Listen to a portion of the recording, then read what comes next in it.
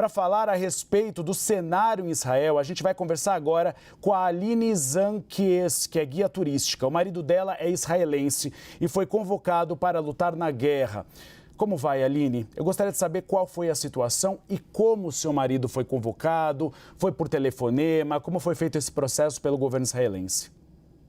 Então, olá, eu sou brasileira, casada com israelense, como tu muito bem falou, e meu marido, ele fez o serviço militar obrigatório em Israel como combatente. Isso quer dizer que até os 45 anos ele continua sendo reservista. Então, em qualquer momento de necessidade, o governo de Israel, melhor dizendo, o exército de Israel, pode chamar ele. Então, quando ontem de manhã começaram a tocar as sirenes, a gente começou a ouvir as sirenes, eu comecei a acompanhar o noticiário. A primeira coisa que passou realmente pela nossa cabeça é que provavelmente vão chamar o meu marido, e tudo foi feito, a comunicação foi feita por WhatsApp. Então, já nas primeiras horas da manhã a gente começou a acompanhar, mandaram um WhatsApp e chamando a unidade dele por cargos, então foram chamando os cargos, e depois de um momento chegaram e mandaram mensagem para toda a unidade dizendo: todo mundo prepare suas mochilas, prepare seus equipamentos para estar prontos caso vocês sejam chamados. Meu marido, apesar de ser reservista, ele tem um uniforme do exército em casa, ele tem equipamentos, não armas, mas ele tem equipamentos, coisas do exército em casa. Então a gente preparou a mochila dele, esperando ao momento que ele fosse chamado. Infelizmente, essa mensagem chegou e avisaram o dia e o horário onde ele deveria se apresentar. Então ontem mesmo ele já foi chamado e teve que ir para a base militar que ele foi chamado. Aline, em que cidade vocês moram? A gente mora em Jerusalém. Em Jerusalém. Então a gente mora longe do foco, da grande preocupação que é o sul de Israel, mas mesmo assim ontem aqui em Jerusalém pela manhã houveram sirenes. Como tem sido esse deslocamento das tropas? Você sabe para onde ele vai? Se ele vai para a faixa de Gaza, deve participar da incursão terrestre? Então, os soldados têm, dependendo da unidade, eles têm uma certa liberdade de comentar pelo menos com a família para onde ele está indo. Então eu sei a região que o meu marido está, mas eu não sei exatamente que ponto ele está. Quer dizer, meu marido ele foi me atualizando e aí ele me disse: olha, eu estou indo agora para campo, como eles chamam em hebraico, eu estou indo para campo e eu tenho que desligar o celular. Então ele teve que desligar o celular também, porque hoje em dia muito do conflito, muito da guerra, sim, eletrônico. Então eles disseram: todos os soldados têm que desligar os seus celulares. Então eu sei em que fronte ele está, mas eu não tenho liberdade de comentar onde exatamente ele está. Mas ele está bem, graças a Deus. Aline, eu vou chamar o nosso repórter Matias Brotero para participar da entrevista. Tudo bem, Aline? Obrigado pela entrevista. Eu queria te perguntar como deve ser a comunicação, a sua comunicação com o seu marido a partir de agora, e se essa é a primeira vez que vocês se encontram numa situação como essa. Então, meu marido, ele terminou o serviço militar obrigatório e ele, todos os anos, ele vai para passar, às vezes, alguns dias, algumas semanas, até um mês no exército para fazer treinamentos. Mas a primeira vez, desde que a gente está casados, que ele realmente foi chamado para um conflito. Então, ele foi chamado para conflito pela primeira vez. A comunicação no início foi feita por WhatsApp, até que meu marido me chamou, me ligou, dizia: olha, não se preocupa, mas eu tenho que desligar o meu celular. E ele disse que ele vai mandar atualizações, mas não vai ser através do celular dele, vai ser através de um dos comandantes. Ele vai mandar a mensagem quando possível para avisar que ele está bem, mas no momento a gente está incomunicáveis. Aline, a gente viu um cenário ontem, conversando com alguns brasileiros que moram em Israel, de uma preocupação de integrantes do Hamas que ainda estão no território israelense, fazendo sequestros e assassinatos. Você tem informações? Como tem sido essa preocupação e você tem sentido em Jerusalém? Então, em Jerusalém é uma cidade que a gente considera, normalmente, quando há conflitos, é uma cidade bem mais tranquila que o resto. O problema realmente, a infiltração veio de Gaza. A gente está por volta de 80 quilômetros de Gaza, que eu sei que para padrões brasileiros soa perto, mas para Israel é a outra. A gente está do outro lado de Israel, a gente está na ponta leste. Então, o que acontece é que quando esses terroristas se infiltraram, eles começaram a atacar as comunidades próximas à fronteira, e o exército, eles fizeram barricadas no caminho para que esses terroristas não consigam chegar. O medo era principalmente que eles chegassem ao centro do país, a zona de Tel Aviv. Então, pelo menos se tentou fazer até agora uma contenção. A gente acredita que ainda assim há terroristas provavelmente soltos no sul de Israel e que a ameaça iminente à vida de civis inocentes não terminou. mas a gente não acredita que esses terroristas conseguiram chegar em Jerusalém nem em Tel Aviv. Eu espero que eu esteja certa, que eu não esteja equivocada. Aline, a gente só vai interromper rapidamente, mas fique com a gente, que a gente tem imagens aqui da contraofensiva na faixa de Gaza, como tem sido neste momento. Lembrando que os ataques continuam nesse segundo dia de conflito. Neste momento, nós temos um número total de 600, pelo menos 600 israelenses mortos e temos também um número de 370 palestinos mortos.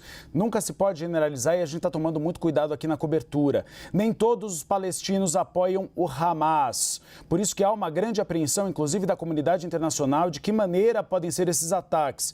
A artilharia israelense, ela é muito profissional, então os ataques são sempre muito pontuais e estratégicos. A grande preocupação de uma ofensiva terrestre tem sido justamente por causa da possibilidade de civis palestinos serem mortos nessa ofensiva terrestre. Há também uma apreensão sobre os sequestrados. Há 53 pessoas sequestradas, entre elas, além de israelenses, americanos e também mexicanos. Há uma apreensão de que essas pessoas sejam utilizadas pelo Hamas como uma espécie de escudo e aí sim podem falecer. É por isso que o governo israelense inicialmente fez um discurso, Benjamin Netanyahu, o primeiro-ministro, de uma vingança, se teve um temor até de uma carnificina, mas o governo israelense tem sido muito cuidadoso neste momento, inclusive sob pedidos da comunidade internacional.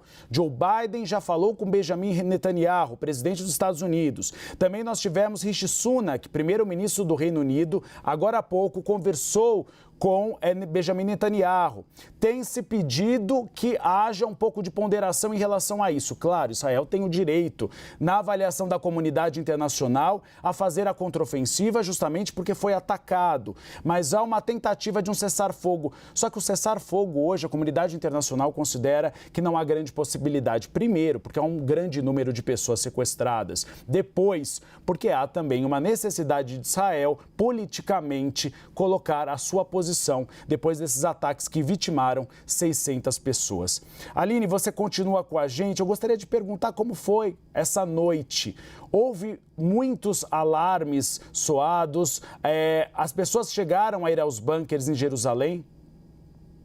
Então, em Jerusalém, as sirenes tocaram, os alarmes, eles tocaram somente ontem pela manhã, horário de Israel. Então, a gente acordou pela manhã com as sirenes tocando, quer dizer, foi um ataque que pegou toda Israel de surpresa, então a gente acordou com sirenes tocando, e aí a gente foi ver o que estava acontecendo, mas claro, no momento que a gente ouve sirene, a primeira questão é, vamos pegar o nosso filhinho, a gente tem um filho de 1 ano e 10 meses, eu estou grávida agora também de 9 meses, então a primeira coisa é, ouvimos as sirenes, não fazemos perguntas, pegamos a família, corremos para um local abrigado, que no caso aqui no nosso edifício a gente tem 2 lugares, a gente tem um bunker do edifício, que estavam fechados no primeiro momento, depois eles abriram, e a gente também tem as escadarias do edifício, que elas são protegidas pela maneira que o edifício é construído.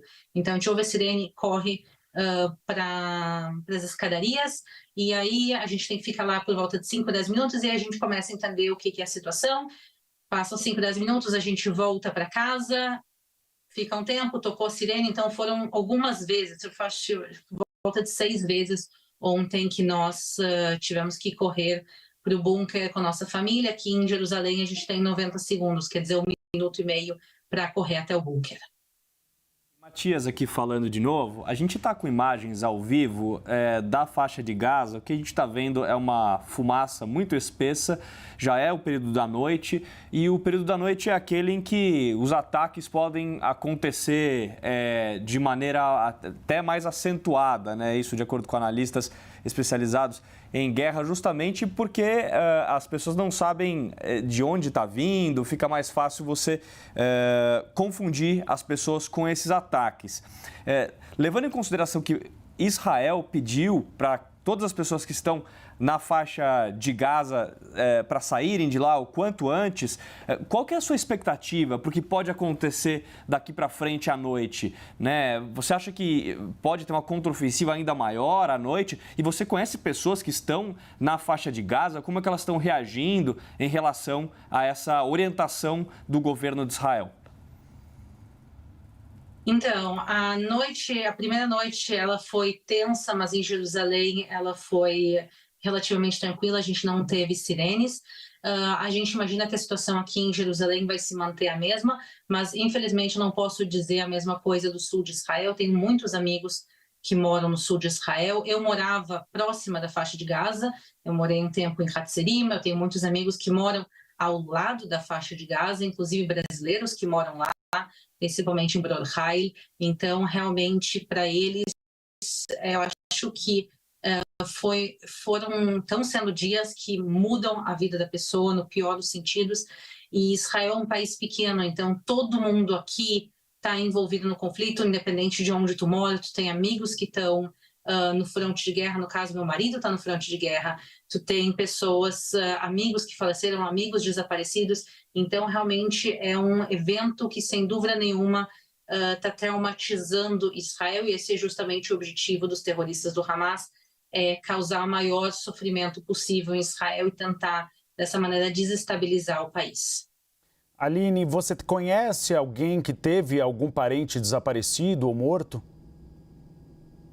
Sim. A gente tem eu sou guia de turismo aqui em Israel, a gente tem uma comunidade de guias e alguns guias já expressaram que tem famílias que estão desaparecidos e que estão realmente tentando descobrir o que está acontecendo com eles. A situação foi tão caótica no início com o ataque do Hamas que simplesmente muitas pessoas perderam contato, então eles não sabem se eles foram sequestrados e levados para dentro da faixa de Gaza, não sabem se eles fugiram, se esconderam em algum local, em algum campo, eles estão lá escondidos ainda e não conseguiram avisar para a família que também, ou que eles foram mortos dentro da própria casa, muitas famílias inteiras, crianças, foram mortas dentro de casa, e o exército tem que chegar até todas as casas e verificar se tem vítimas ou não.